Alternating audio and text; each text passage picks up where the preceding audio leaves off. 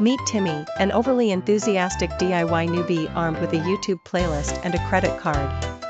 His brain is swirling with images of flawless resin tables, sparkling jewelry, and Instagram likes. Today, Timmy embarks on his first epoxy resin conquest, a simple coaster. How hard could it be? Timmy lays out his battlefield: newspaper, rubber gloves, a wonky plastic mold, 2 bottles labeled epoxy and hardener, and a rogue fly that seems determined to star in this project.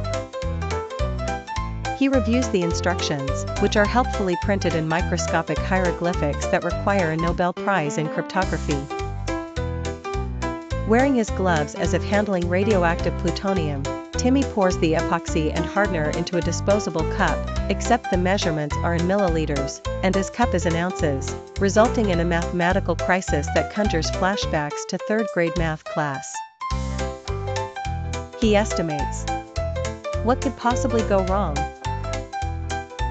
Mix, mix, mix. The resin glopes and glumps like a swamp monster. Timmy adds glitter, some fake flowers, and, why not, a plastic dinosaur.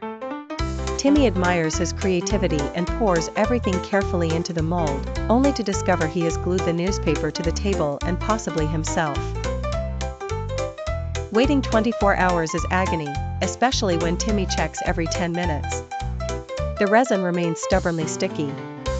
Timmy realizes his ratio calculations might have been slightly off, or wildly off, depending on your standards.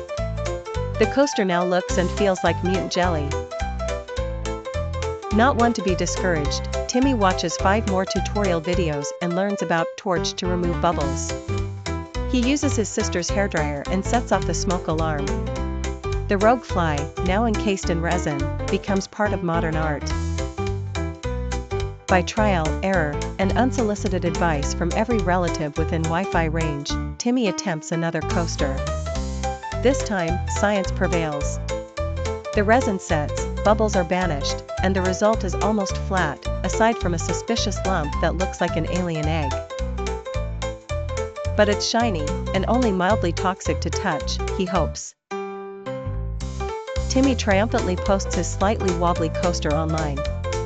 He earns 3 likes, 1 from his mom, 1 from a bot, and 1 from the Rogue Fly support group. Timmy's advice for first-timers: read the instructions. Wear old clothes. Buy a measuring cup. Accept that flies might be your collaborators. Above all, embrace the chaos, and prepare yourself for the glitter that will never leave your kitchen. In the end, Timmy learns that DIY resin projects are about creativity, patience, and the sheer joy of turning mess into memories, or at least into functional household objects that don't stick to your coffee mug. Fade out with Timmy washing glitter out of his hair, planning his next project, a resin portrait of the fly.